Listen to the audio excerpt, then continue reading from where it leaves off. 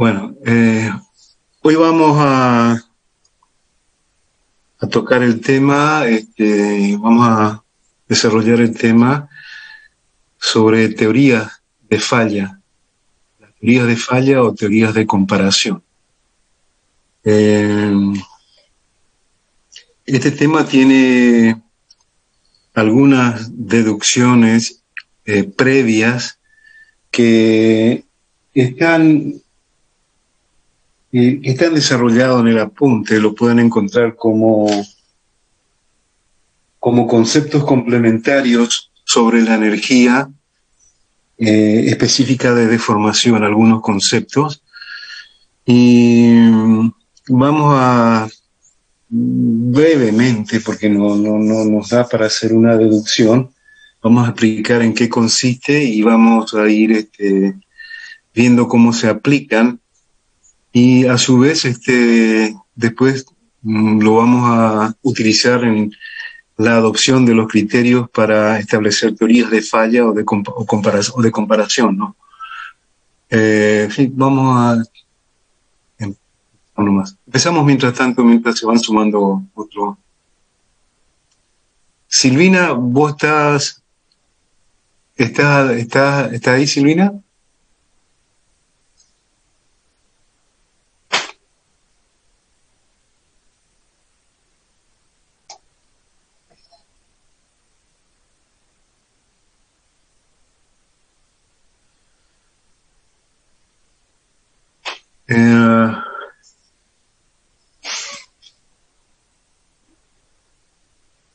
El tema de las teorías de falla de comparación, los conceptos complementarios sobre energía específica o de deformación.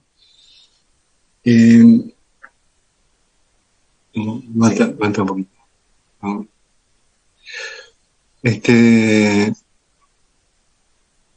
La energía específica de deformación en un punto de un sólido sujeto a un estado de tensión cualquiera es una función de las tensiones actuantes como de las deformaciones. En los capítulos anteriores ya hemos analizado el concepto de energía de deformación por unidad de volumen para el caso del esfuerzo axial o lineal, donde el esfuerzo se desarrollaba a lo largo del eje axial de una pieza y era normal a la superficie o tangencial a la superficie. Hemos definido como energía de deformación para el esfuerzo normal, donde la energía unitaria era U, era igual a 1/2 de sigma por epsilon, que no es otra cosa que el área encerrada debajo de la curva del campo normal, que corresponde o correspondía a un acero de la construcción, un acero dulce de la construcción. Esta era una energía unitaria donde la unidad correspondía, la unitaria corresponde al concepto de unidad de volumen, O sea, obviamente correspondía la energía total al concepto de fuerza por deformación, que cuando se trata de un caso unitario tenía el aspecto de 1/2 de sigma por epsilon que está en la expresión. En el caso del corte puro, en el campo elástico también, el concepto de energía unitaria de deformación era U igual a 1/2 de tau por gamma, donde tau era el esfuerzo cortante, o sea, el esfuerzo cortante por unidad de área, y gamma era la distorsión angular. En este caso es una energía que se acumula por variación de forma del cuerpo.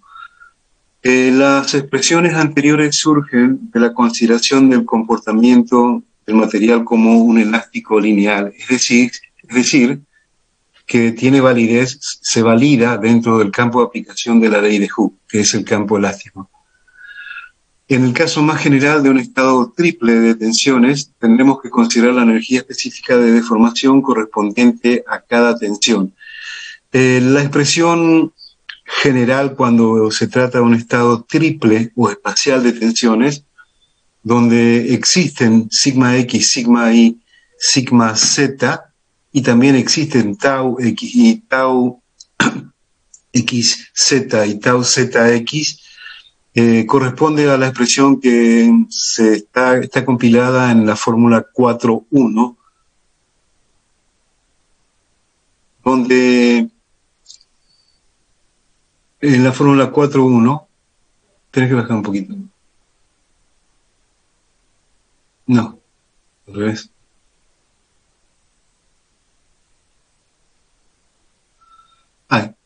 En la fórmula 4.1, que desarrollando, si aparecen sigma X, sigma Y, sigma Z, ustedes tienen que recordar que a través del módulo de elasticidad transversal, el módulo de Poisson, que tenía signo diferente al del esfuerzo en el sentido longitudinal, aparecen las expresiones en función de sigma X, sigma Y, sigma Z para cada valor de tensión en una dirección respecto del eje coordenado.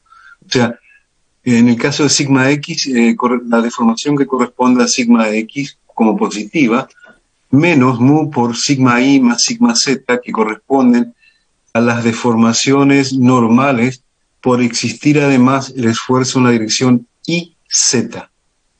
Lo mismo para sigma Y, lo mismo para sigma Z, aparecen las influencias respecto de los dos ejes restantes del sistema coordenado. Lo mismo pasa con el caso del esfuerzo de corte.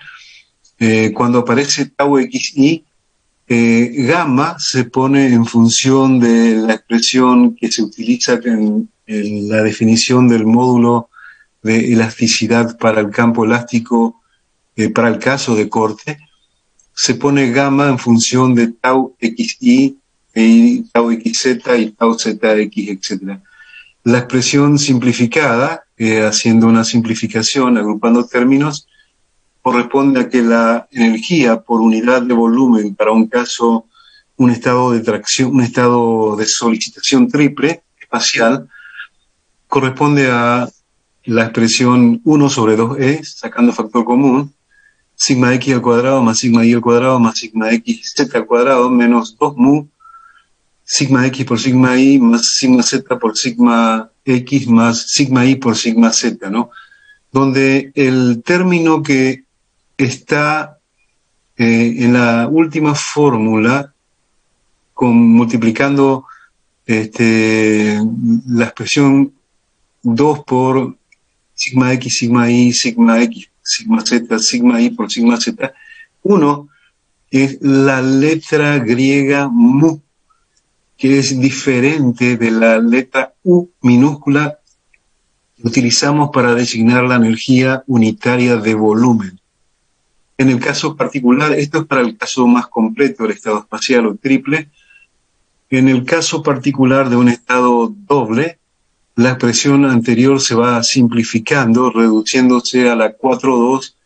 U es igual a 1 sobre 2e, factor común de sigma x al cuadrado más sigma y al cuadrado, menos 2 mu sigma x sigma y más 1 sobre 2g tau xy al cuadrado.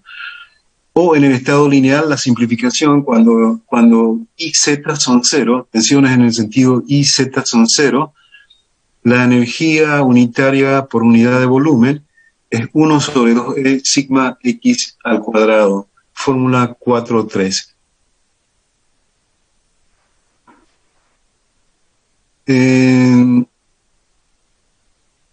Lo que sigue, hay constantes elásticas que aparecen para el esfuerzo axial y para el esfuerzo cortante, cuando definimos la ley de Hooke para sigma o para tau, que eran E y G, el módulo de elasticidad, el módulo de Young, o el módulo de elasticidad transversal G. Lo que, bueno, acá vamos a ver es que no son independientes entre sí, sino que están íntimamente relacionadas. Se analiza un caso de un cuerpo sometido a tensiones considerando un elemento diferencial en una determinada posición.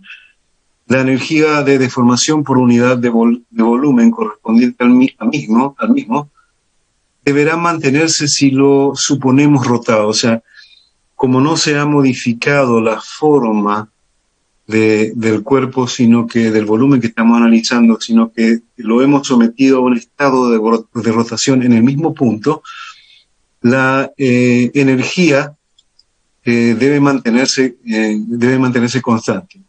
Si tenemos un prisma elemental sometido a corte puro, sabemos de la utilización del concepto del círculo de Moore, que a 45 grados de esa posición nos encontramos que el elemento estará sometido a tensiones de tracción o compresión, las que en un valor absoluto serán iguales entre sí a la tensión tangencial. Si evaluamos la energía de deformación por unidad de volumen en ambos casos, tendremos que la unidad de deformación, de energía interna de deformación unitaria, para el caso del esfuerzo cortante es un medio de tau al cuadrado sobre G, pero como se giró el cuerpo y tenía una energía para un estado de esfuerzo plano, o sea, donde ahora aparecen sigma 1 y sigma 2 como se ve en la figura, teníamos un módulo, un cuadradito elemental que estaba sometido a un corte puro, tau, que al girarlo se componen los dos cortes que convergen hacia el vértice o la arista superior, se componen en definir una tensión tangencial sigma 1, y sobre la arista opuesta, en la parte superior, los esfuerzos cortantes convergen en dos componentes sigma 2 normales sobre el módulo rotado. Esta composición, esta aparición de sigma 1 y sigma 2 me significa que la energía interna del cuerpo rotado, cuando aparecen sigma 1 y sigma 2, pasa a tener también una energía 1 sobre 2e igual a factor común de sigma 1 al cuadrado más sigma 2 al cuadrado menos 2 mu sigma 1 sigma 2, que es igual a 1 sobre 2e, 2 tau más 2 mu tau al cuadrado. El término tau al cuadrado se compone de sale de componer los dos efectos cortantes convergentes y igual que el 2 mu tau al cuadrado. Como la energía, sacando factor común y simplificando, me queda que la energía unitaria, U, es igual a 1 más mu sobre E por tau al cuadrado, sacando factor común y componiendo. Me queda que tiene que ser igual a el valor del primer término, que era la energía del corte, que correspondía a el esfuerzo, el cuerpo en el estado original que se giró, y es igual a 1 sobre 2G por tau al cuadrado.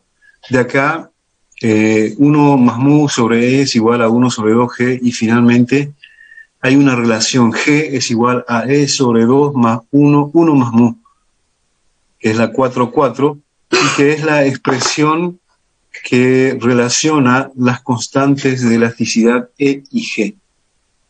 Se encontró una relación entre A, G y realizada a través del módulo de Poisson o interrelación de las deformaciones, y que es la expresión que habíamos hablado, en algún momento mencionamos que existía una relación, se podía demostrar que existía una relación entre E y G, definida por la expresión 4,4.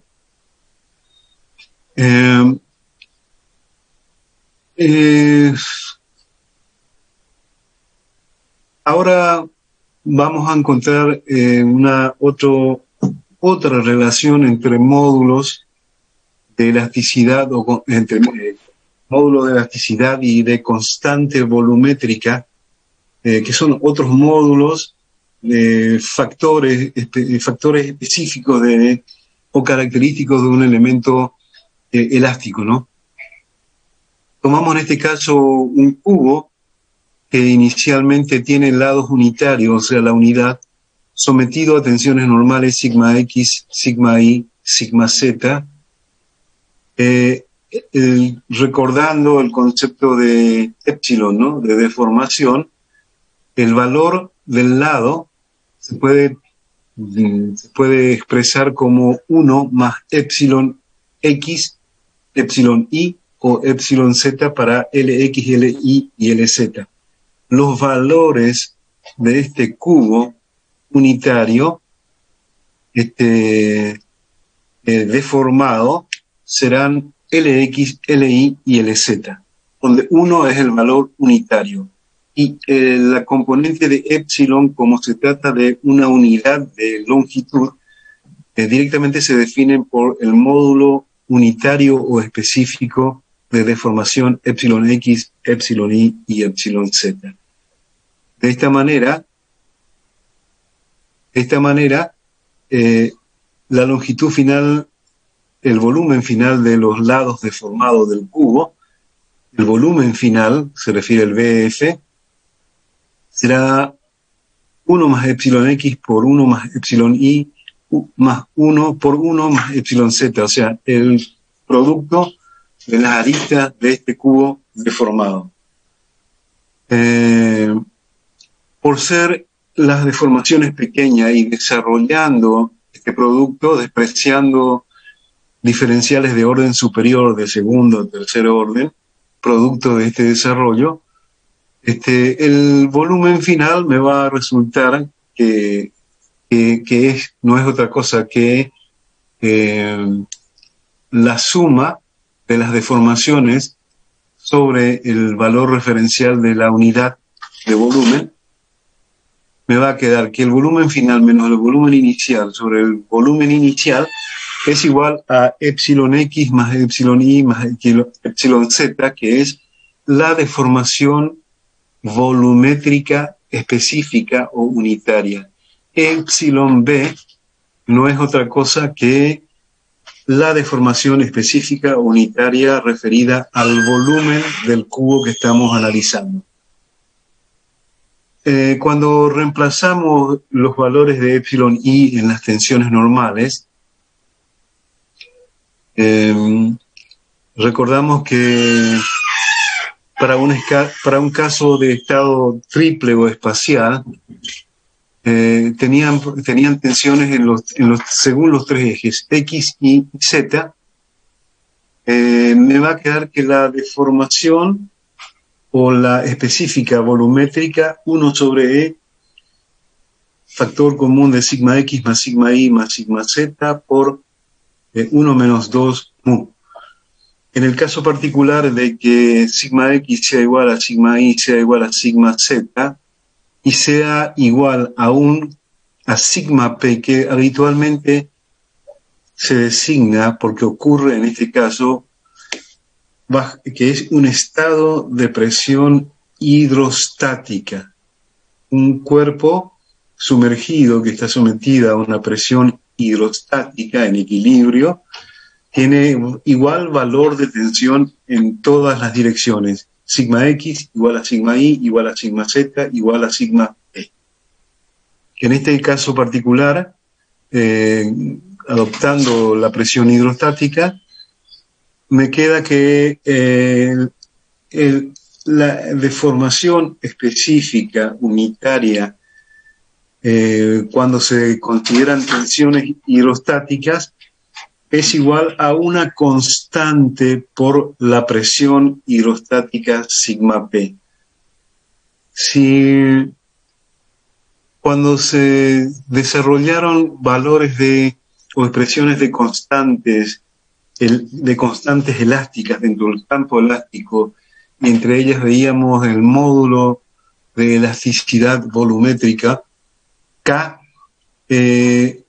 existe también, se puede establecer una relación entre K y el módulo de elasticidad, igualando la presión hidrostática con este valor K, que representa lo que se va a deformar un cuerpo determinado bajo una presión constante por la deformación específica volumétrica. Y la K es igual a E sobre 3, 1 menos 2 mu. K es el módulo de elasticidad volumétrico bajo una determinada presión, que en este caso es la presión hidrostática P. Sí. No sé quién habló.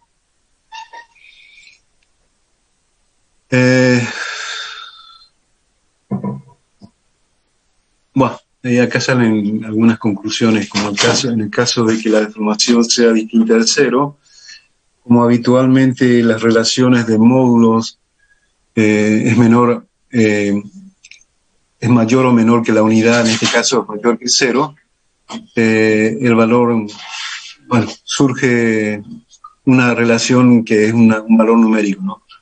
Como casos extremos podemos considerar el problema acá, el corcho que tiene un coeficiente de Poisson cercano a 0 y el caucho que tiene un coeficiente cercano a 5 para sacar valor de. Para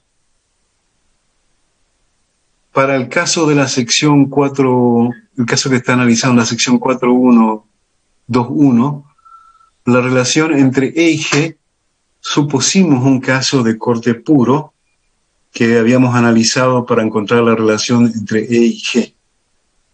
En este caso,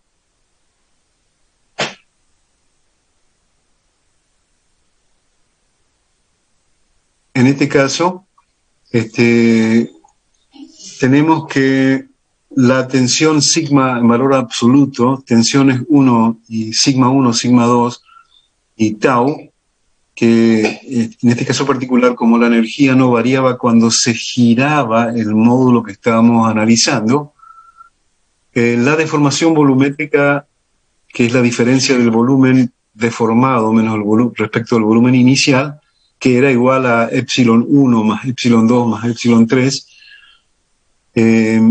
transformando en interrelación de tensiones, me queda finalmente que epsilon 1 es igual a 1 sobre E, sigma 1 menos mu por sigma 2, y es igual a sigma 1 sobre E, 1 más mu.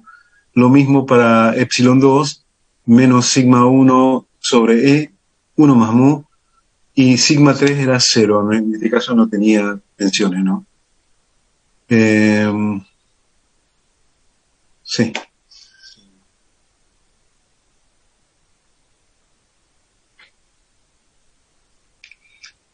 Cuando tenemos una variación de volumen, cuando tenemos variación de forma, cuando tienen efectos sobre el cuerpo elástico, las presiones a que sometemos un cuerpo, tanto como las distorsiones producidas por el esfuerzo cortante, aparece una energía específica de deformación del cuerpo que está compuesta de dos partes, según la fórmula 4.5, como energía específica unitaria por unidad de volumen, que va a tener una componente de energía específica por variación de volumen y otra componente de energía específica por variación de forma.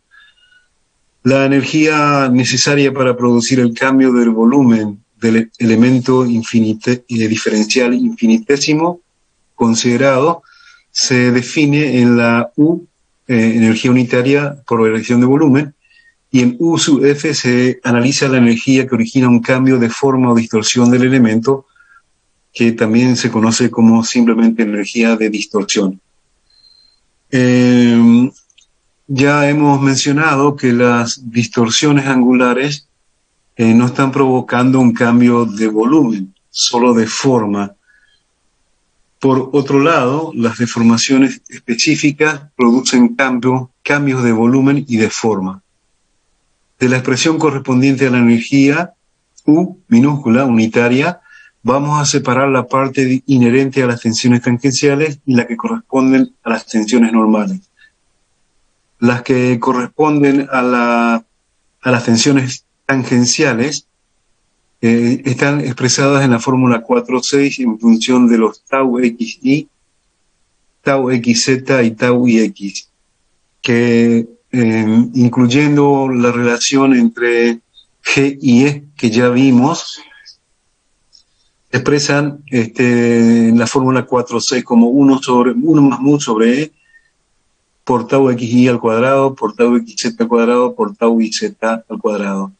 En el caso de la energía unitaria por unidad de volumen, cuando se consideran las tensiones normales, la expresión corresponde a 1 sobre 2e sigma x al cuadrado más sigma y al cuadrado más sigma z al cuadrado menos 2 mu factor común de sigma x por sigma y más sigma x por sigma z más sigma y por sigma z en la fórmula 4,7.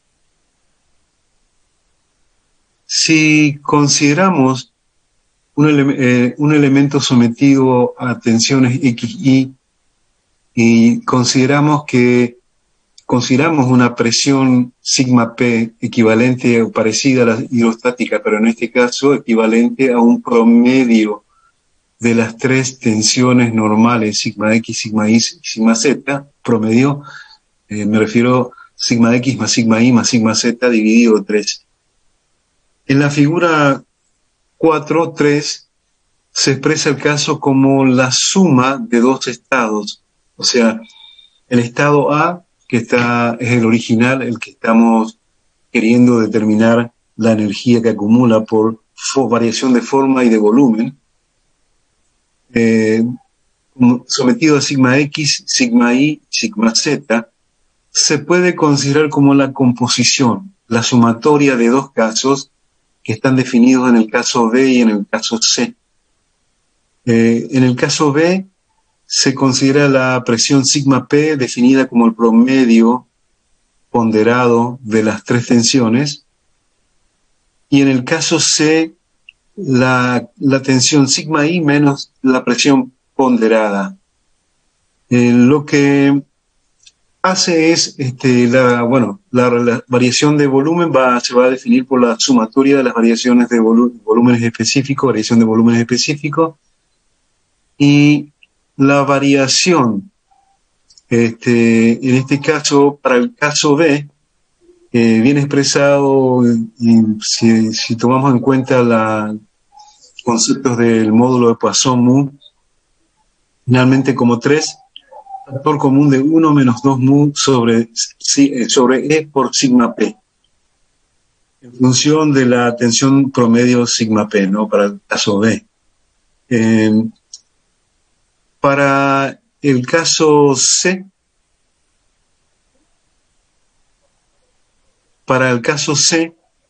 la variación de volumen, haciendo las mismas observaciones, introduciendo y simplificando, finalmente se ve que la variación de volumen para el caso C es igual a 0. O sea que no tiene, el caso C no tiene variación de volumen, solamente en el caso B, el estado B, donde todas las cargas están sometidas a la misma tensión, se denomina estado de tensión hidrostática. El promedio de las tres tensiones en las direcciones de los ejes coordenados. Finalmente, encontramos una expresión de la energía específica U por variación de volumen, que corresponde en este caso solamente a la del caso B.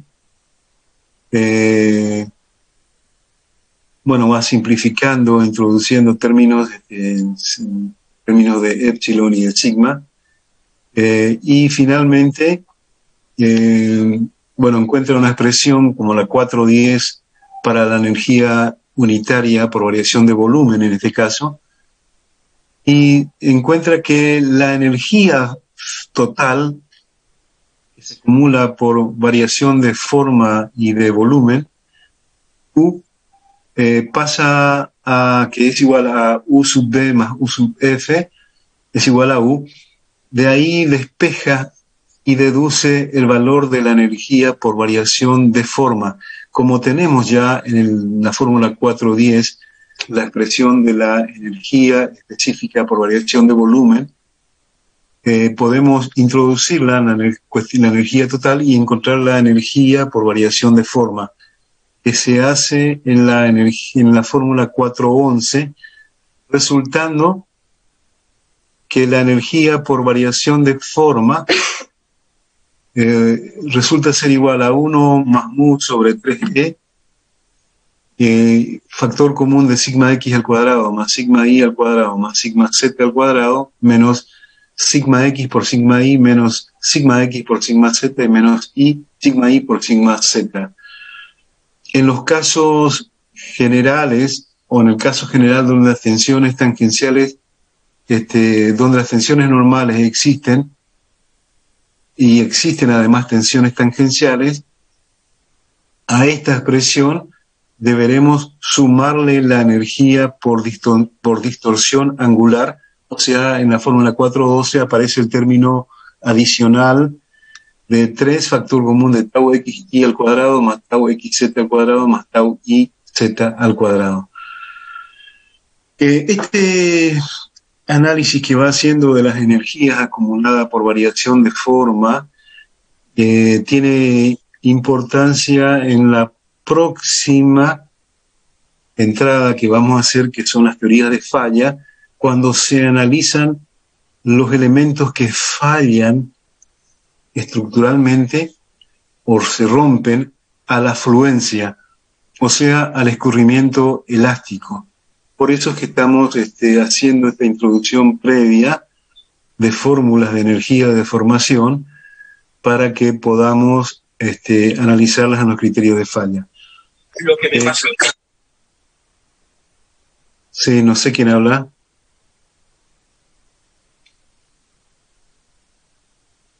No tenés abierto tu micro. Sí, no sé quién.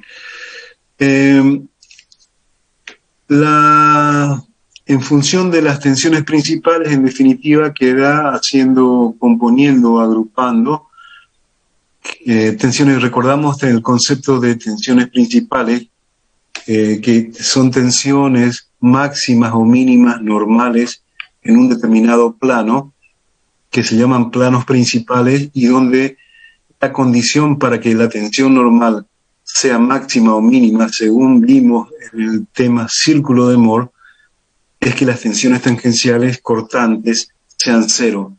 La fórmula final de energía unitaria por variación de forma o distorsión queda como 1 más mu sobre 6e, factor común de sigma 1 menos sigma 2 al cuadrado, más sigma 1 menos sigma 3 al cuadrado, más sigma 2 menos sigma 3 al cuadrado. Sigma 1, sigma 2 y sigma 3 son tensiones principales, tensiones normales máximas o mínimas que ocurren en un determinado plano. Y ahora sí entramos a hablar de teorías de falla o teorías de comparación. Bueno, acá recuerda brevemente qué tipo de esfuerzos vimos, el esfuerzo normal o lineal, donde en este caso sigma era el esfuerzo normal que trabajaba sobre una cara, la cara que era normal al eje longitudinal, donde actúa la fuerza, sigma n sobre omega, y en la distorsión, cuando un esfuerzo cortante efectúa una acción de corte sobre una cara, tau era igual a Q sobre omega. Cuando las cargas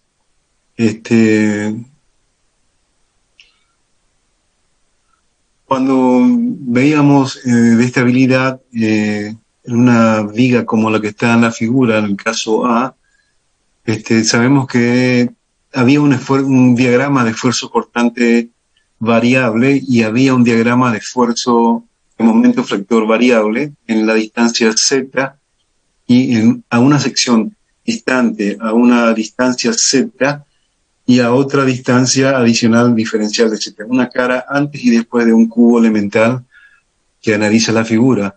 donde sobre una cara aparece un momento m y sobre la cara opuesta a un diferencial de z de distancia aparece el esfuerzo del momento flector m más un diferencial de momento flector. El corte en ese breve espacio, digamos, que se podía considerar que era constante. Si recordamos el concepto de envolvente cilíndrica de pequeño espesor que ustedes han visto, cuando un tubo, un recipiente, un cilindro, que se consideraba de paredes delgadas cuando cumplía determinados requisitos respecto a la relación respecto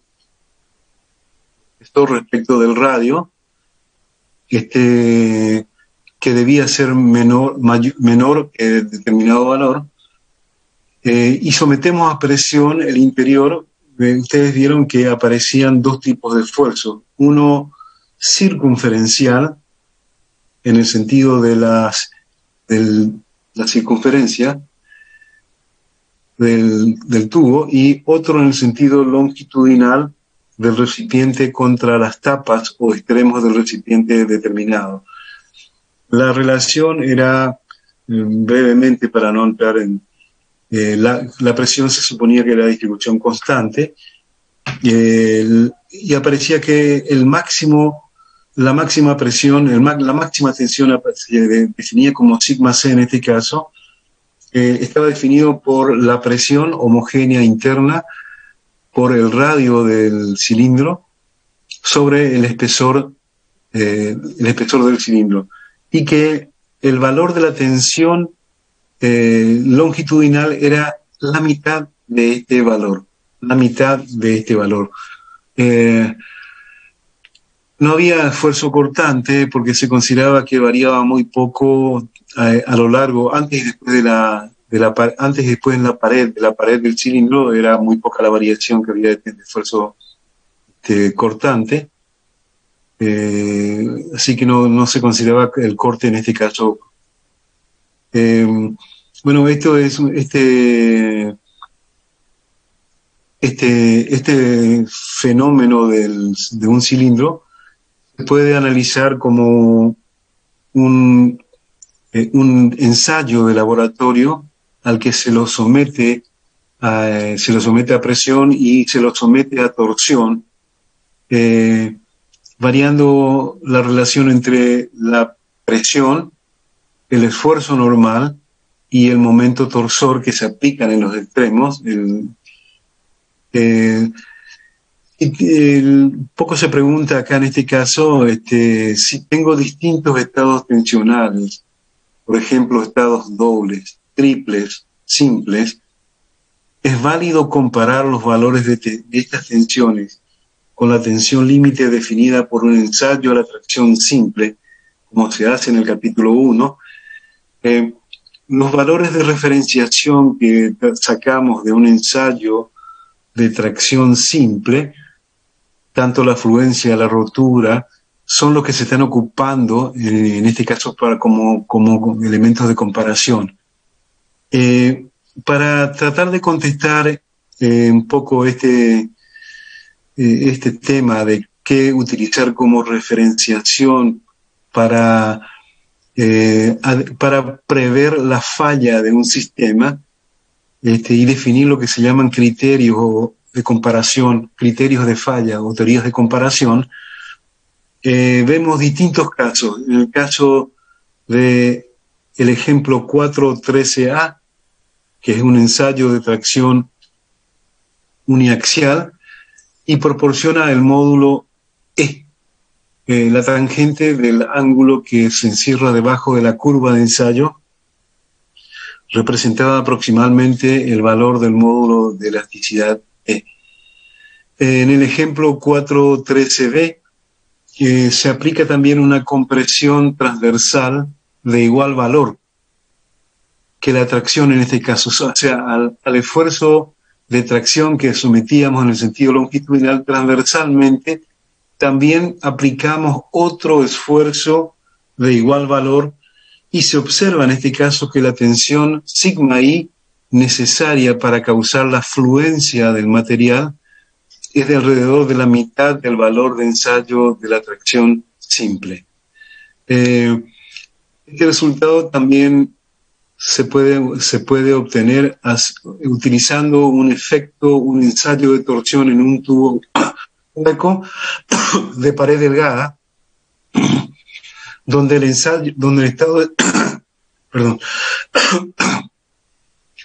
estado de tensión es deseado existe para una orientación de 45 grados respecto del eje del tubo, figura 14, o sea,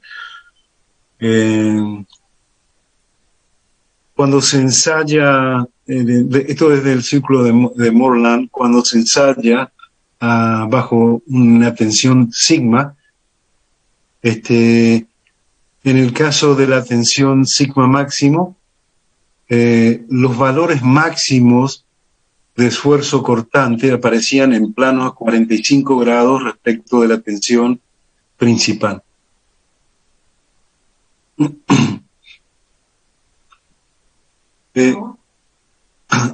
Esto es un poco lo que estaba diciendo, se ve en la figura, donde en la figura 4.13a corresponde a un ensayo uniaxial y que me servía para definir el módulo de elasticidad E de la figura, que en el caso 4.13b, cuando aparece un esfuerzo también según el eje I, o sea, se aplica un esfuerzo según X y también según Y de igual magnitud de X,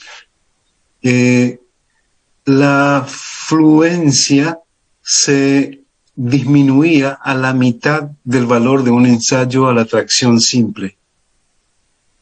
Y para el caso de 4.13c, o tracción biaxial, donde aparece que en este caso la tensión de fluencia era igual a la tensión I, según I, y que en el caso 4.13d, cuando teníamos una compresión hidrostática, o sea, iguales valores de tensiones sigma X, Y, Z, prácticamente el módulo, la tensión de fluencia necesaria para fallar el sistema alcanzaba valores infinitos.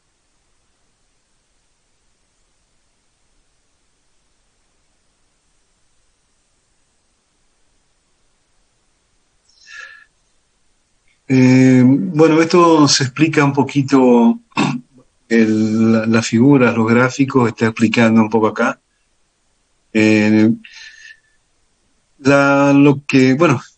Lo que dice es que consideremos el caso de una tracción sigma transversal, sigma X y sigma Y, de compresión transversal. La resistencia disminuye, la fluencia disminuye a la mitad.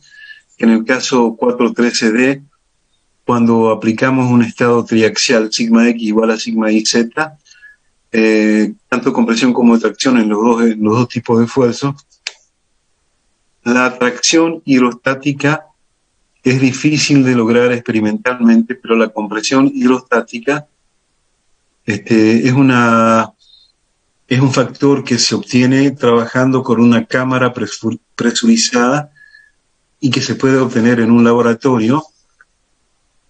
Para los 4 casos que se vieron, se obtienen resultados cambiantes del comportamiento de la tensión de fluencia que caracteriza a un metal dúctil y nos señala que las acciones a las cuales es sometido material en un cierto punto se producen tensiones en más de una dirección. Será difícil determinar para una determinada relación de valores si tal combinación tensional puede causar la fluencia o fractura del material, aun cuando individualmente no alcancen valores de falla. Resumiendo, es por eso que se necesitan establecer criterios falla, teorías de falla, que sean capaces de reflejar tales efectos de tensiones combinadas, ya sea para la fluencia o fractura.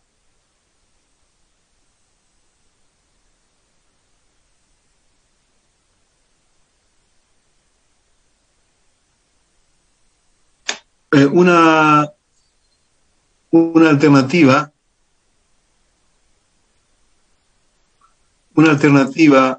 a los criterios de falla utilizando tensiones es analizar específicamente fisuras en el material utilizando métodos especiales en la mecánica de la fractura o teoría de las fracturas, un tema que escapa a la formación de grado y que correspondería al criterio de elasticidad y plasticidad, el tema de otra materia, ¿no?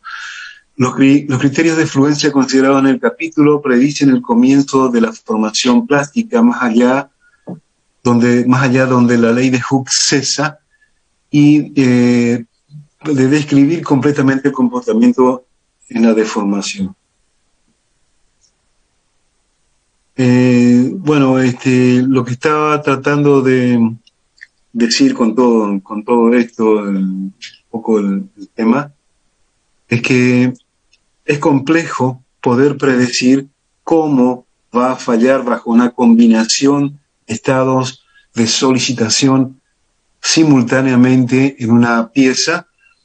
Es difícil de prever la falla del material y es por eso que se hace necesaria establecer criterios para establecer la falla o criterios de comparación de falla, teorías de falla o teorías de comparación del estado de solicitación. El estado multiaxial de tensiones de un cuerpo es el estado más general que puede presentarse ante una condición de solicitación. Componentes ingenieriles pueden estar sujetos a cargas complejas de tensión, tracción, compresión, torsión o una combinación de ellas, de forma tal que para un cierto punto del material se producen tensiones en más de una dirección. En la práctica suele ser complejo y hasta a veces imposible idear experimentos que puedan cubrir cada detalle y cada particular combinación de tensiones. Atento a las dificultades para poder concretarlo como al extraordinario costo del procedimiento, por esta razón se necesitan hipótesis, teorías o criterios que permitan evaluar, comparar y relacionar un estado de tensión cualquiera con los resultados experimentales del ensayo típico de tracción cuyo costo es relativamente bajo.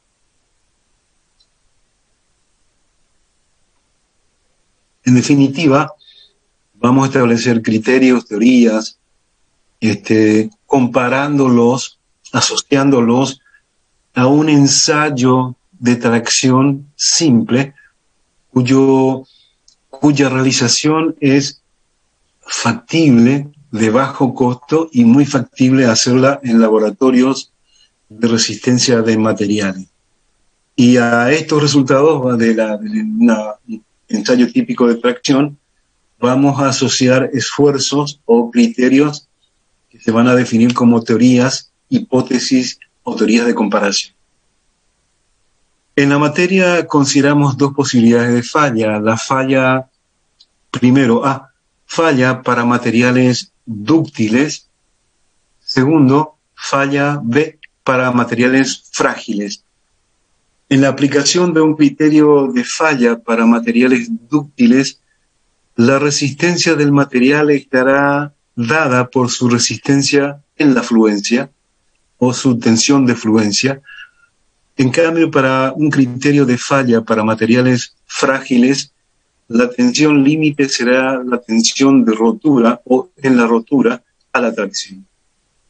Los criterios de falla para materiales isotrópicos pueden ser considerados en forma matemática como una expresión matemática. Recordamos que el término de isotropía era una de las condiciones que se adoptaba en esta materia junto al concepto a otros tantos conceptos como el de homogeneidad, estaba el de isotropía, o sea, significaba que se comporta igual en cualquier dirección. La expresión matemática hay que definirla, pero en definitiva va a ser una función f de sigma 1, sigma 2 y sigma 3 igual a sigma L en la falla, ya sea en la rotura o en la fluencia. Sigma 1, sigma 2 y sigma 3 son tensiones normales y sigma L es la tensión límite en la falla. El lado izquierdo, el lado izquierdo de la expresión matemática que vamos a definir es una función matemática específica, una función f, que depende del estado tensional. Los valores de sigma 1, sigma 2 y sigma 3 son tensiones principales al que está sometido el cuerpo que estamos analizando. La expresión dependerá del criterio de falla que se vaya a aplicar. Dicha función predice que ocurre la falla cuando el resultado numérico de la misma es igual a la resistencia de falla o rotura del material sigma L límite, tensión límite, en un ensayo de tracción simple. El resultado numérico puede considerarse como una tensión efectiva, un valor definido, o también tomada como tensión de comparación, sigma de comparación, tensión efectiva o tensión de comparación, que representa es un valor numérico en definitiva, que caracteriza el estado de tensiones aplicadas. Como expresión particular, digamos que la tensión de comparación va a ser una función, una expresión matemática que relaciona o que surge de las tensiones principales sigma 1, sigma 2 y sigma 3. Luego, la falla ocurrirá cuando la tensión de comparación es igual a la tensión límite y no se espera, por lo tanto, que se produzca la falla cuando sea menor que la tensión límite. El factor de seguridad contra la falla es la relación de la tensión límite y la tensión de comparación. Fórmula 4.14, 4.15, 4.16 y 4.17 en el apunte que ustedes... en otras palabras, las tensiones aplicadas pueden ser incrementadas por el factor de seguridad nu antes de que la falla ocurra. Y el factor de seguridad es preferible expresarlo en términos de cargas aplicadas. Si cargas y tensiones son proporcionales, como es frecuente, y el factor de seguridad en tensiones es idéntico al factor de cargas. Un requerimiento para que sea válido el criterio de falla es que debe dar el mismo resultado sin importar cuál sea la elección del sistema de coordenadas original del problema. Por este motivo, la expresión matemática de la función de falla puede ser también representada en función de las componentes de tensión según un sistema de ejes cartesianos que no sea el de las tensiones principales.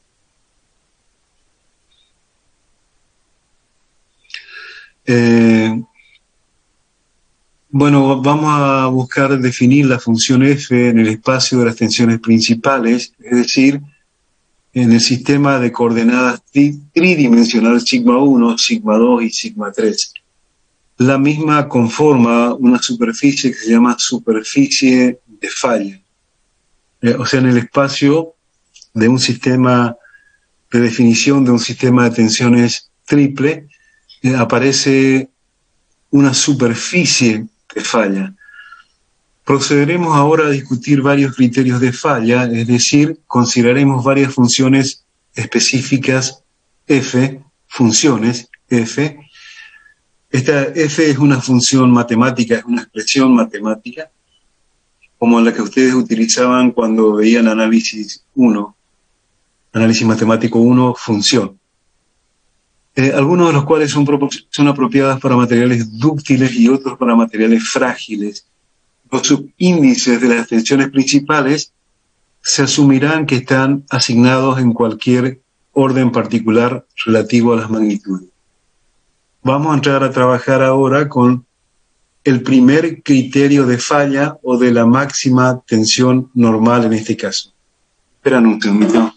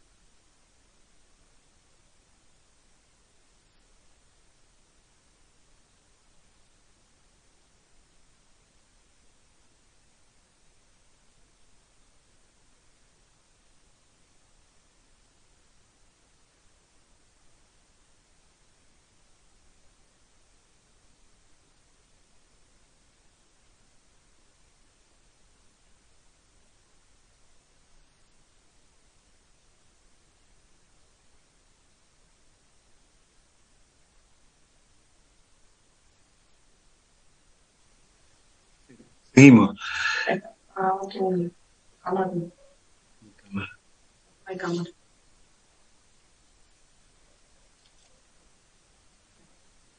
Seguimos. El primer criterio de falla, o teoría de falla, que se conoce como la teoría de Rankine, o del máximo esfuerzo normal, de la máxima tensión normal, es la más simple de los criterios y es aquel en la que se espera que la falla ocurra cuando la mayor de las tensiones principales alcanza la resistencia uniaxial del material.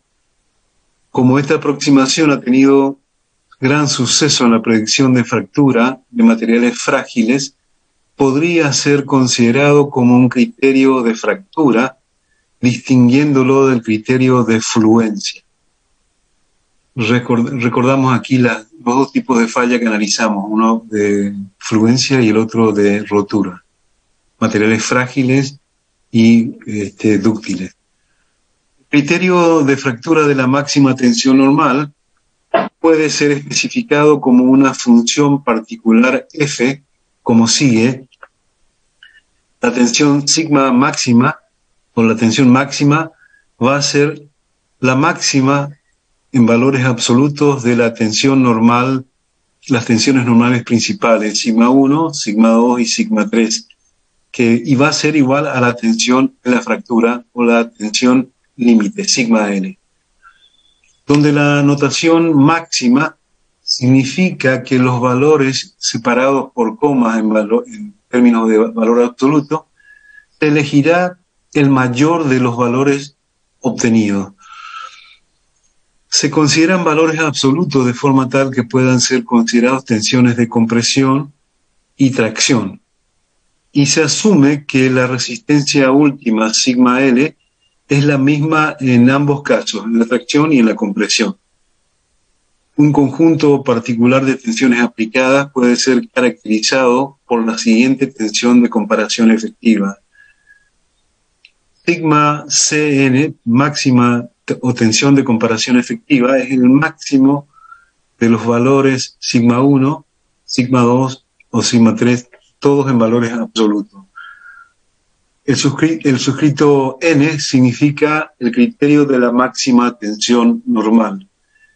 En este caso se espera que la fractura se produzca cuando sigma de comparación normal sea igual a la tensión límite, pero no cuando sea menor, y el factor de seguridad, por lo tanto, contra la fractura, nu, letra griega nu, es igual a sigma L sobre sigma Cn.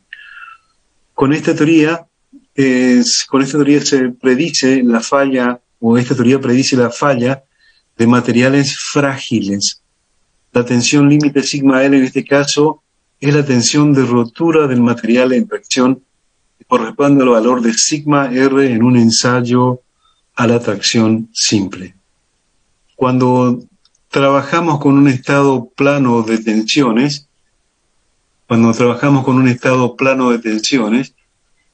en términos de tensiones cartesianas, o sea, estoy hablando de sigma X, sigma Y, se puede escribir las fórmulas que ya hemos desarrollado en el caso del círculo de Moore.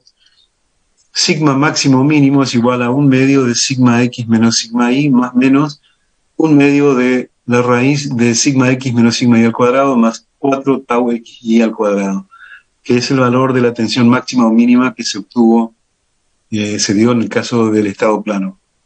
Para el estado de tracción simple, la tensión límite es igual a la tensión de fluencia o la tensión de rotura o la tensión admisible, la que se defina como tensión admisible del material. Resultando la tensión efectiva o de comparación, sigma efectiva o sigma de comparación, 1/2 de sigma X menos sigma Y más menos 1/2 de raíz cuadrada, sigma X menos sigma Y al cuadrado, más 4 tau X Y al cuadrado, que es la máxima o mínima tensión esfuerzo normal, y que tiene que ser menor o igual que la tensión límite. Cuando representamos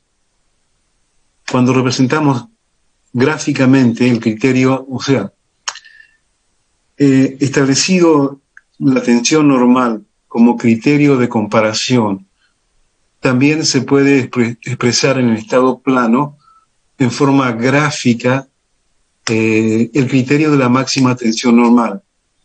En este caso, si graficamos la función f en un espacio de tensiones principales, sigma 1, sigma 2 y sigma 3 individualmente, tenemos la superficie de falla. Para el estado plano de tensiones, tal que sigma 3 sea igual a 0, tenemos el estado plano. Solamente se definen las tensiones sigma 1 y sigma 2. Y se definen, en este caso, por un cuadrado que se ve en el caso de la figura 4.16a. 4.16a. Cualquier combinación de sigma 1 y sigma 2, o sea, el cuadrado, que define la teoría, es el que está definido por los límites. En abscisa, sigma 1 más menos tensión de rotura. En ordenada, sigma 2 más menos tensión de rotura. Cualquier combinación de sigma 1 y sigma 2 que caiga dentro de este cuadrado es segura, tiene un comportamiento seguro, y cualquier comportamiento que se ubique en el perímetro de este cuadrado corresponde a la fractura o al estado límite.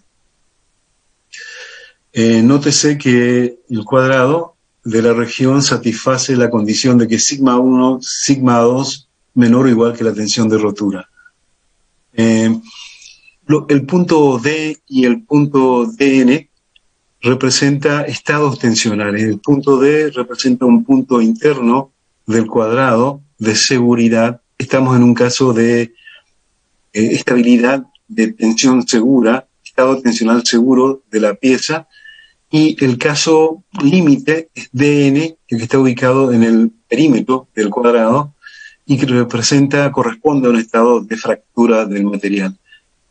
Graficando la ecuación 4.1, lo que vamos a encontrar es las 4 rectas que definen el extremo de la zona de seguridad o no, por la tensión de sigma 1 igual a tensión de rotura, sigma 1 igual a menos tensión de rotura, sigma 2 igual a más menos tensión de rotura, y que definen el cuadrado elemental.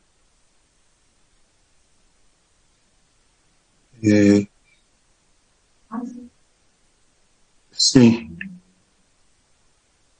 El estado plano de tensiones, ¿no? La figura 4.16 está graficando un poco la localización de la falla para el criterio de la máxima tensión normal para un estado plano de tensiones, EPT, estado plano de tensiones. Estamos en el caso de un plano. Para el caso general, eventualmente, donde las tres tensiones principales pueden ser distintas de cero, un estado espacial, la ecuación 419 indica que la región segura está acotada por sigma 1 más menos tensión de rotura, sigma 2 más menos tensión de rotura y sigma 3 más menos tensión de rotura, y correspondería a un cubo elemental de tensiones definido por la ecuación 4.3, que se ve en la figura 4.17, y que se define como superficie de falla tridimensional para el criterio de la máxima tensión normal. Cada una de las cantidades arriba representa un par de planos paralelos a uno de los ejes principales e interceptan a cada eje por la tensión de rotura más menos, definiéndose el cubo elemental. La superficie de falla es asimismo un simple cubo, y si uno de los valores sigma 1, sigma 2 o sigma 3 es 0, volvemos al caso del estado plano de tensiones. Se considera como la región como bidimensional, y un plano de tensiones que vimos ya en el caso anterior.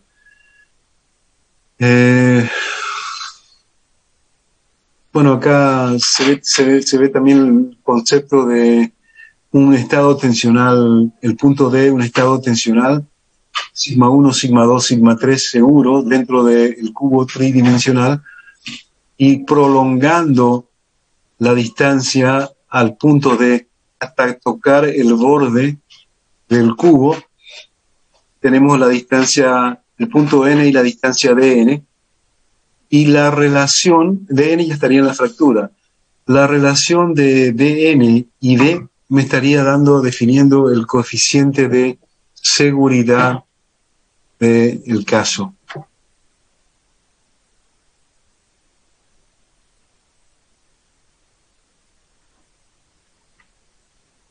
Si consideramos un punto en la superficie de una pieza o componente donde, en este caso, definimos el estado plano de tensiones de forma tal que en este caso sigma 3 es 0, además asumamos que incrementando la carga aplicada, dicho incremento de carga provoca un aumento de tensiones, sigma 1 y sigma 2, manteniéndose constante la relación sigma 2, sigma 1, esta situación se conoce como una carga proporcional. O sea, está reproduciendo lo que habitualmente ocurre en un ensayo de laboratorio de estado de variación de cargas. Siempre existe proporcionalidad entre el incremento o variación de cargas y el estado tensional que se va produciendo.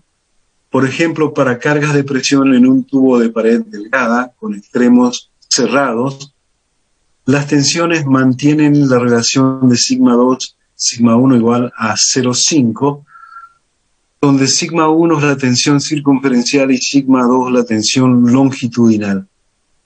En tal caso, la interpretación gráfica del factor de seguridad puede ser hecha como se ilustra en la figura 4.16a, CAD, la distancia al punto D, desde el origen al punto, corresponde a las tensiones aplicadas sigma 1, sigma 2. Y luego extendemos la recta hasta que toque la zona o la línea de fractura y denotamos la distancia como dN, el punto dN. El factor de seguridad contra la fractura es la relación directa de dichas longitudes. Nu igual a dN igual sobre D. Factor de seguridad. En el caso particular del estado plano, y asumiendo por conveniencia que sigma 1 sea mayor en valor absoluto y positivo, puede verificarse que la tensión máxima de comparación para el esfuerzo normal es la máxima de las tensiones normales sigma 1, sigma 2, y en este caso es igual a sigma 1. Por semejanza de triángulos, tenemos que la tensión de rotura sobre la tensión normal máxima sigma 1 es igual a la relación de distancias de n a d.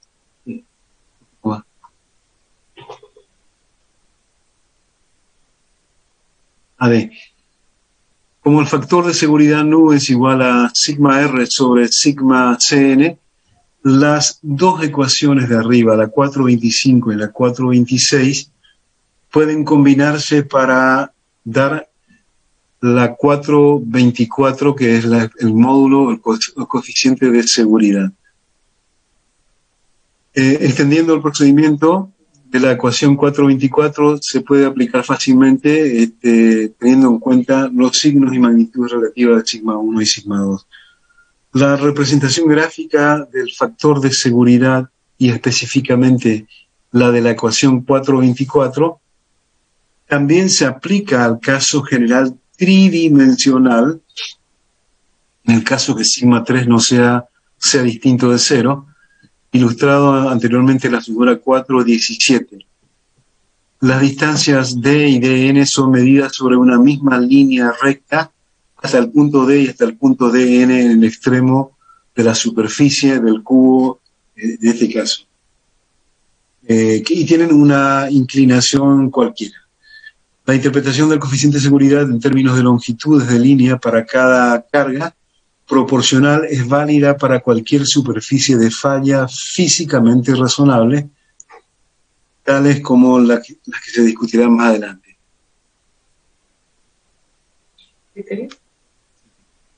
El segundo criterio o teoría de falla que vamos a ver es el de las tensiones de corte.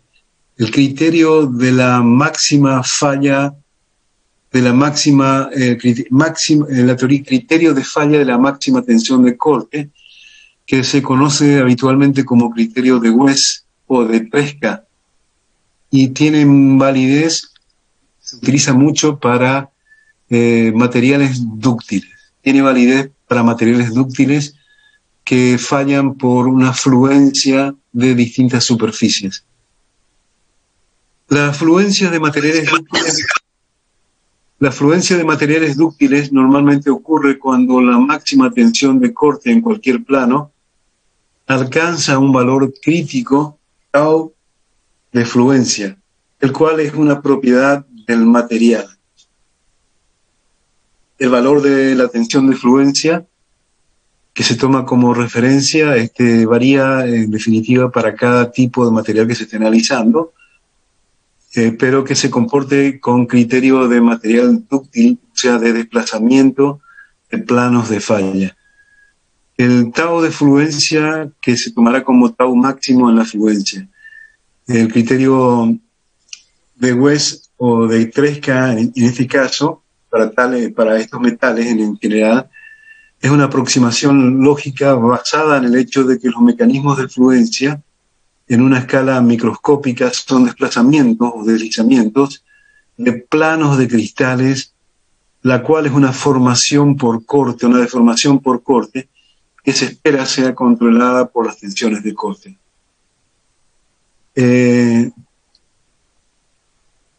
El desarrollo de criterios de falla de la máxima tensión tangencial, vamos a recordar aquí conceptos de círculo de Mohr en las tres direcciones, 1, 2 y 3 en los tres planos principales, entendiendo que para cada círculo de Mohr el valor mayor del esfuerzo cortante es el promedio del diámetro de cada radio. O sea, sigma 1 menos sigma 2 sobre la mitad me va a dar el tau de el radio y el máximo valor de corte, igual para tau, tau 1,3 y tau 2,3. En los capítulos anteriores, recordemos que la máxima tensión tangencial es la mayor de las tres tensiones principales de corte, la cual actúa en planos que están orientados a 45 grados con respecto a los ejes donde se definen las tensiones principales.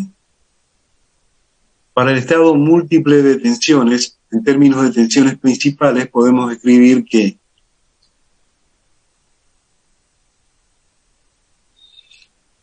tau máximo 1, 2 para las tensiones principales sigma 1 y sigma 2 es igual a sigma 1 menos sigma 2 sobre 2.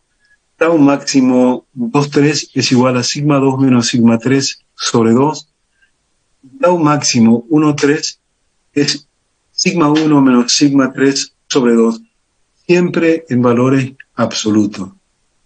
La representación de estas expresiones está dado en la figura utilizando el criterio del círculo de Morland, o sea, en ordenadas tau, en un sistema cartesiano de ordenadas tau y sigma. Este criterio de fluencia puede plantearse como sigue. La tensión de fluencia va a ser adoptada, definida como la máxima de los promedios de las tensiones principales sigma 1, sigma 2, sigma 2, sigma 3 y sigma 1, sigma 3 en valor absoluto en la fluencia, el promedio.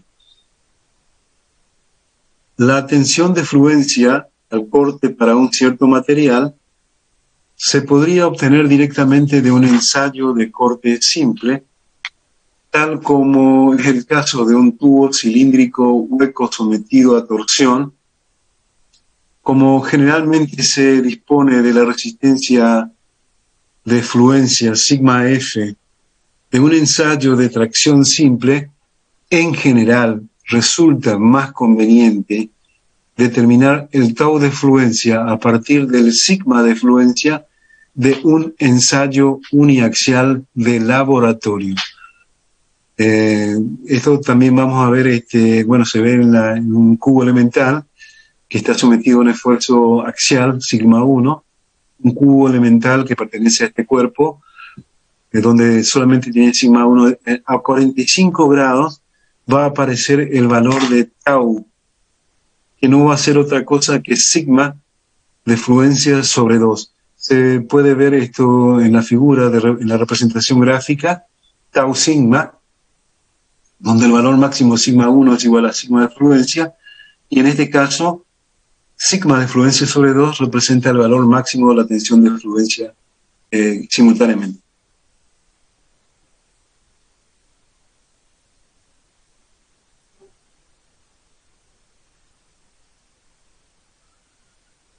Sustituyendo estos valores, sigma 1 igual a sigma de fluencia y sigma 2 y sigma 3 igual a 0, en el criterio de fluencia, ecuación 429, tendríamos que la tensión de fluencia es igual a la tensión, tau de fluencia es igual a sigma de fluencia sobre 2. La ecuación 429 puede entonces escribirse en términos del sigma de fluencia.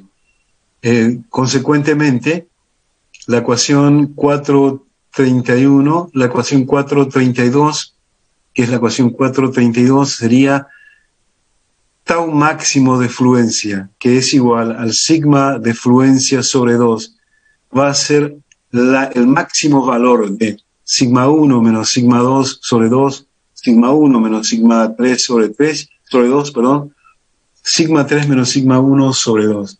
El máximo valor de esta semidiferencia dividido 2, la semisuma, la semidiferencia en este caso, en valores absolutos, va a representar el tau de fluencia y el máximo sigma de fluencia sobre 2.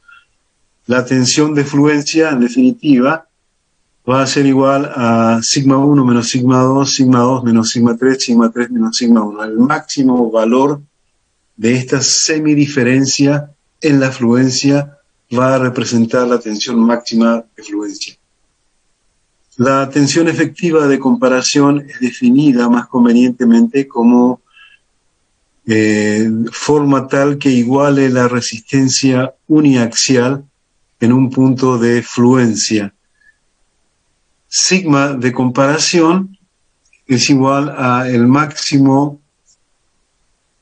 sigma de comparación bueno, acá está, aparece con el subíndice S, que corresponde al término inglés shear, que es corte. El máximo valor de sigma 1 menos sigma 2, o de sigma 2 menos sigma 3 y de sigma 3 menos sigma 1, el máximo valor de esta semidiferencia en valor absoluto. También el coeficiente de seguridad es igual a la tensión de fluencia sobre la máxima tensión de comparación en el corte. Cuando trabajamos en el estado plano de tensiones, en términos de tensiones cartesianas, podemos escribir que el tau máximo corresponde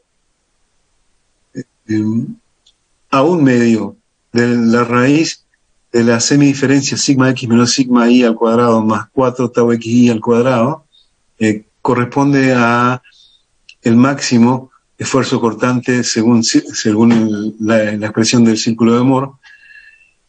Y para el estado de tracción simple, donde solamente existe una de las tensiones, sigma x o sigma 1 en este caso, tau máximo va a ser a la tensión límite sobre 2 con sigma L igual a la tensión a la rotura, la tensión a la fluencia o la tensión admisible, si así se define para el caso.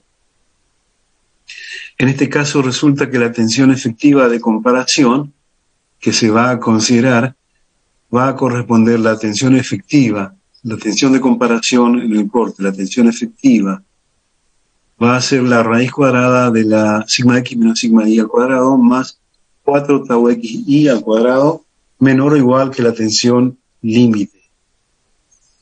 La representación, también como en el caso anterior, se puede representar gráficamente este criterio, el criterio de Wess, el de la máxima tensión tangencial.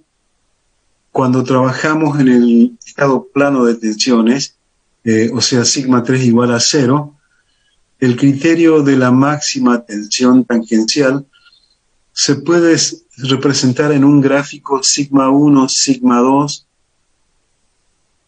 donde en la figura 4.19,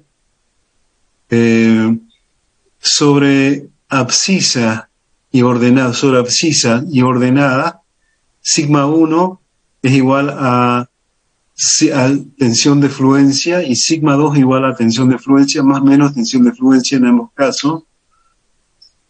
Y la tensión de fluencia es, bueno, se grafica la expresión siguiente en el estado plano de tensiones, ¿no? Sigma de fluencia es el máximo valor en valor absoluto, la diferencia sigma 1 menos sigma 2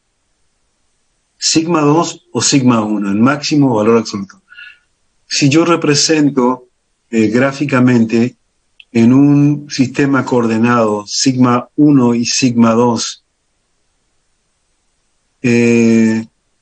gráficamente, sigma 1 menos sigma 2, cuando sean más o menos sigma de fluencia, van a definir un cuadrado en la parte de arriba a la derecha de la figura y en la parte de abajo a la izquierda en la figura 4.19 y una recta con pendiente unitaria para sigma 2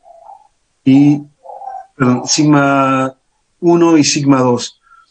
En la figura 4.19, la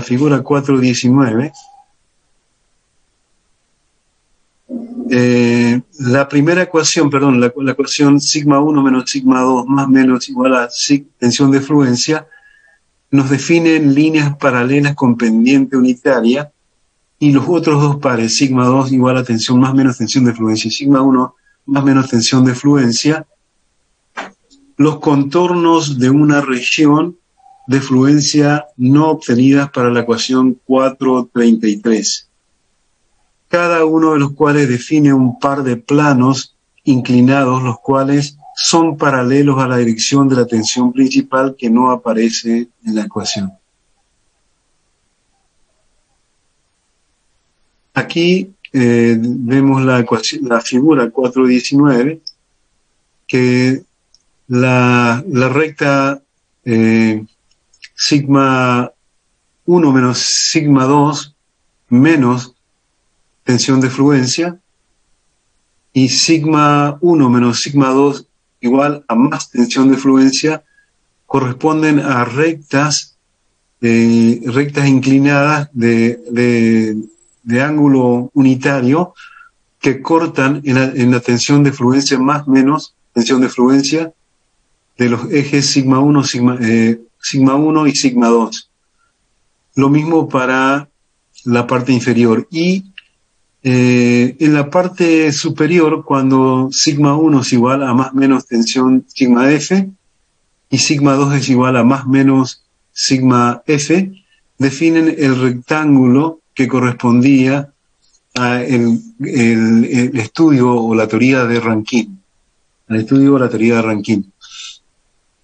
En este caso, cualquier punto que esté ubicado dentro de este hexágono estará siendo seguro, y un punto que esté ubicado en el perímetro del hexágono plano que estamos acá dibujando, está dibujado, corresponderá a la rotura o falla del material. Estos tres pares de planos forman un tubo, especialmente cuando sigma 3 es distinto de 0, y en el caso particular en que sigma 1 sea igual a sigma 2 igual a sigma 3. El diagrama de la figura sería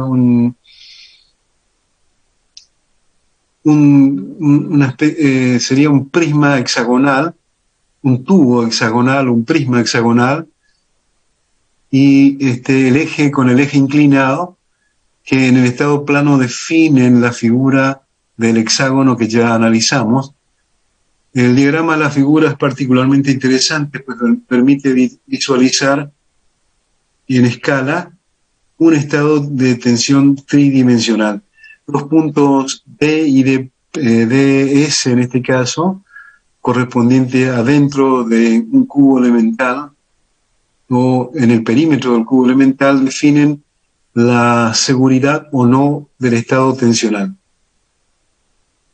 La superficie de falla dimensional, la superficie de falla tridimensional para el criterio de fluencia de la máxima tensión tangencial,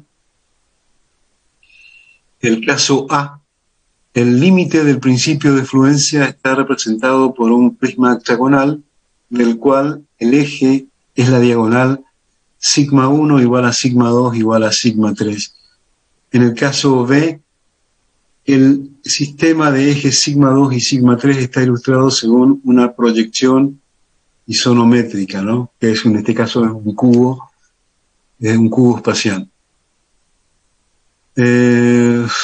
Bueno, a cada criterio de tensiones hidrostáticas, en un caso particular de la máxima tensión de corte, sí, poco más.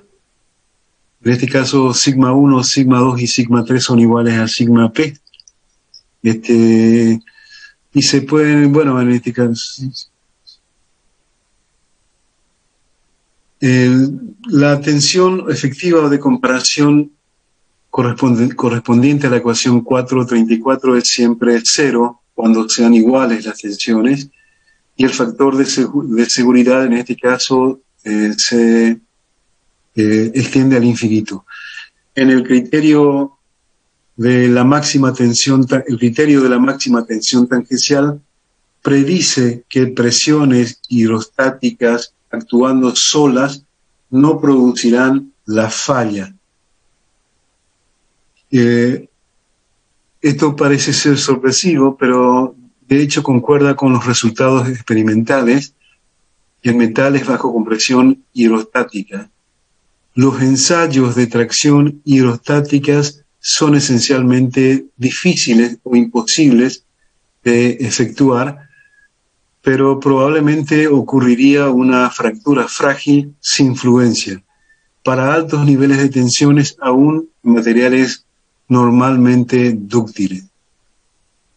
La interpretación del factor de seguridad en términos de longitudes de línea desde el origen hasta en un espacio de tensiones principales también es válida en el criterio de las máximas tensiones tangenciales. El criterio de definición de coeficiente de seguridad es similar al anterior, una relación de distancias máximas a un punto cualquiera, definen el factor, el valor del coeficiente de seguridad. Bueno, después hay un ejemplo donde da valores y se aplican las fórmulas. No tiene ningún tipo de misterio, ¿no? Es darle números a las fórmulas nada más. A ver, un poquito más. Un poco más.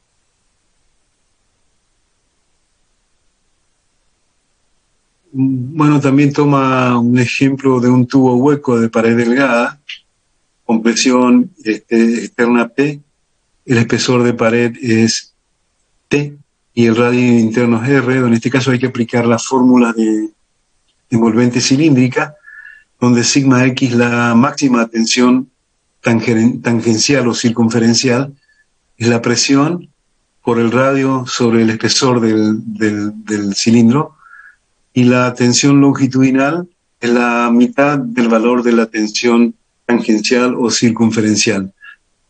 Y sigma Z es la presión radial. Sigma Z es la presión radial. ¿Sí?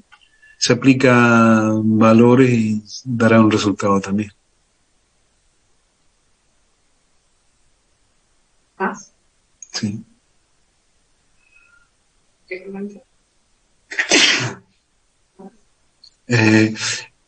El tercer criterio que vamos a estar analizando es el criterio de falla de la máxima energía de distorsión o deformación, que se conoce también habitualmente como la teoría de Huber-Mises-Henke y corresponde a criterios modernos de falla que se utilizan para piezas o materiales dúctiles también. Este es un criterio comúnmente empleado para metales dúctiles y se dice que el principio de fluencia en este caso ocurre cuando la energía de distorsión alcanza un valor crítico. En este caso no hay esfuerzo normal, no hay esfuerzo de corte máximo de comparación, sino que la energía de distorsión o variación de forma alcanza un valor crítico. De acuerdo a lo que vimos en la primera parte, en cuanto a los elementos de energía de deformación, la energía de distorsión o energía por variación de forma por unidad de volumen en base a las tensiones principales viene dada por U, que es igual a 1 más U más mu, que es este módulo de Poisson, sobre 6E, factor común de sigma 1 menos sigma 2 al cuadrado más sigma 1 menos sigma 3 al cuadrado más sigma 2 menos sigma 3 al cuadrado. En el caso de la carga uniaxial, el valor de la tensión de fluencia, donde sigma 2 y sigma 3 igual a 0, se reduce simplemente a 1 más U sobre 6E por 2 sigma al cuadrado, sigma 1 al cuadrado. Podemos considerar que la energía unitaria por unidad de volumen constituye el valor crítico de la cuestión señalada en el enunciado del criterio de Mises-Henke, Huber-Mises-Henke, para el caso del ensayo uniaxial. La tensión de fluencia corresponde a un medio de sigma 1 menos sigma 2 al cuadrado, más sigma 1 menos sigma 3 al cuadrado, más sigma 2 menos sigma 3 al cuadrado. En el caso del estado plano de tensiones, donde sigma 1 y sigma 2 son distintos de 0 y sigma 3 igual a 0, la expresión simplemente queda que sigma, la tensión de fluencia al cuadrado es igual a sigma 1 al cuadrado más sigma 2 al cuadrado menos sigma 1 por sigma 2. fórmula 445. Para el estado plano de tensiones, en términos de las tensiones cartesianas, podemos escribir que la energía por unidad de volumen por variación de forma, solamente corte, es igual a 1 más mu sobre 3e, factor común de sigma x al cuadrado, sigma y al cuadrado, menos sigma x por sigma y más 3 tau xi al cuadrado. Cuando tratamos un caso de tracción simple, donde sigma 2 y sigma 3 y tau son 0, la expresión se simplifica y sigma de unidad de variación de energía por unidad de variación de forma igual a 1 más mu sobre 3e por sigma L al cuadrado. En el estado plano de tensiones, donde solamente se definen sigma 1, sigma 2, en este caso sigma x y sigma y, la tensión de comparación, sigma c, va a ser igual a la tensión efectiva, va a ser igual a la raíz cuadrada de sigma x al cuadrado más sigma y al cuadrado, menos sigma x por sigma y más 3 tau xi al cuadrado, menor o igual que la tensión límite. Esta tensión también admite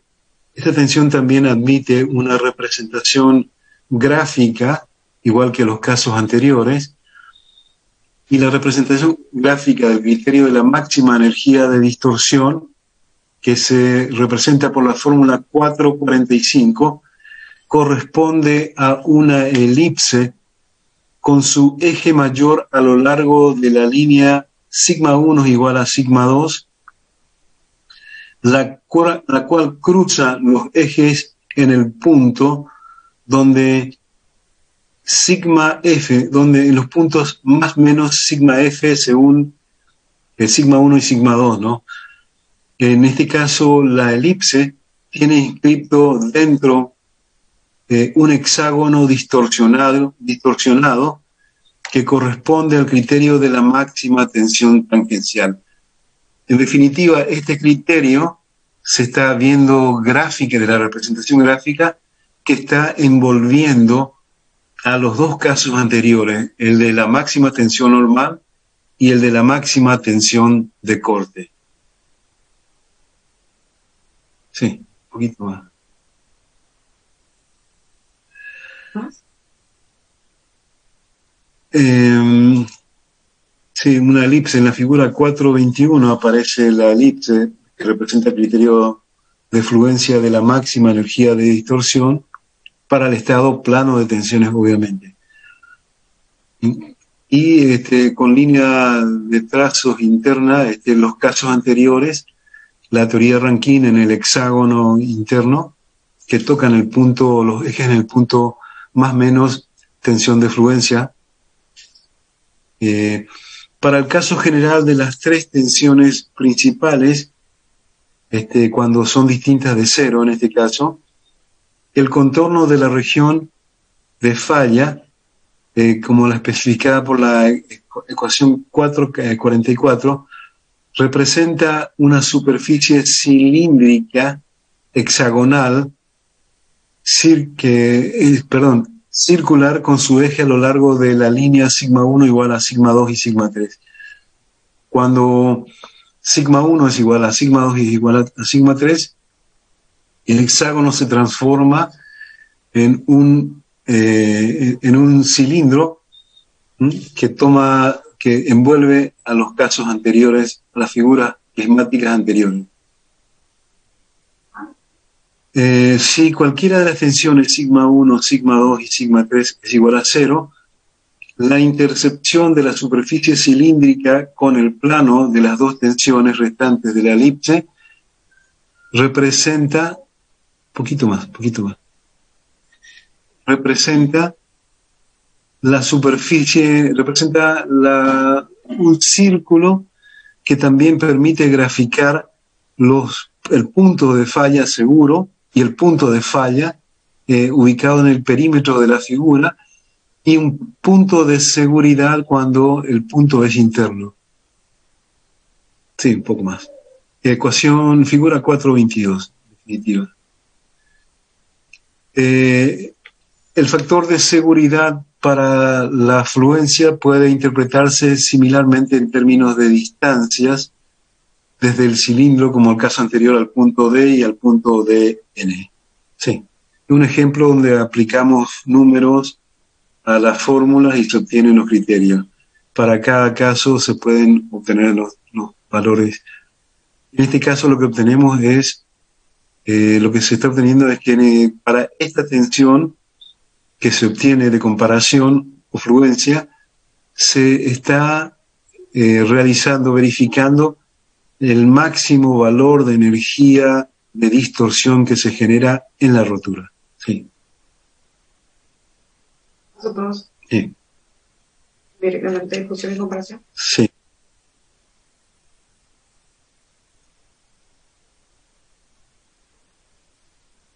Los criterios que hemos desarrollado hasta aquí pueden considerarse como básicos entre la cantidad de criterios disponibles. De hecho, no son los únicos ni posiblemente los últimos. Tanto el criterio de la máxima tensión de corte como el de la máxima energía de distorsión son ampliamente utilizados para predecir falla en materiales dúctiles, especialmente en metales en este caso. Recordamos que en ambos criterios la presión hidrostática no afecta a la fluencia y que la superficie de fluencia del tubo hexagonal del criterio de la máxima tensión tangencial está inscrito dentro de la superficie del cilindro circular del criterio de la máxima energía de distorsión. Con estos dos criterios se dan predicciones diferentes para el comportamiento bajo tensiones combinadas. Sí. Bueno, me figura, compara. Sí, un poquito más. Bueno, va comparando acá, se hicieron, en la figura 424, se hicieron puntos de ensayo en el laboratorio, y dieron puntos de ubicación dentro de la línea, o las líneas de falla para la máxima tensión de corte, para la máxima energía de distorsión. Dieron puntos de seguros y puntos en la falla. Sí.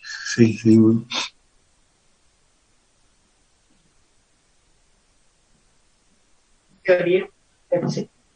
Bueno, la teoría de Moore ya hemos visto anteriormente, es un caso particular que se puede inscribir conociendo las máximas tensiones principales, sigma 1, sigma 2 y sigma 3 eventualmente, y con la inscripción de los círculos de Moore correspondientes se puede ir trazando una envolvente de línea de falla que acá están en la figura, están identificadas como los puntos M1, M2, M3 y M4, pero para un estado plano de tensiones en este caso.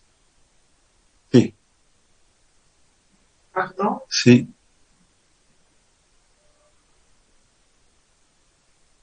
Directamente a la otra. Aplicación de teoría de Ahí está. Bueno, hasta acá,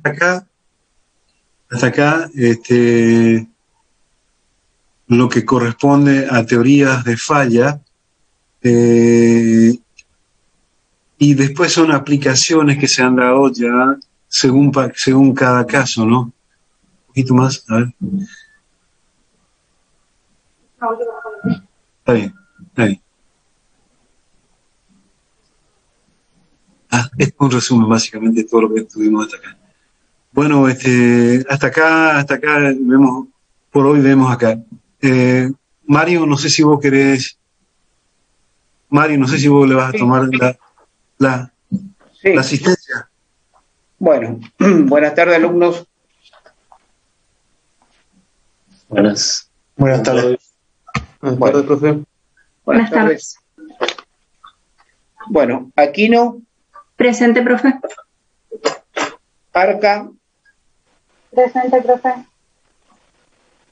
Alexis. Que la fecha límite es el día 14 de septiembre. Así que todo tienen los datos para ingresar a plataforma, todo tienen la constante, así que espero que entreguen el trabajo práctico de repaso. ¿Alguna duda, alumnos?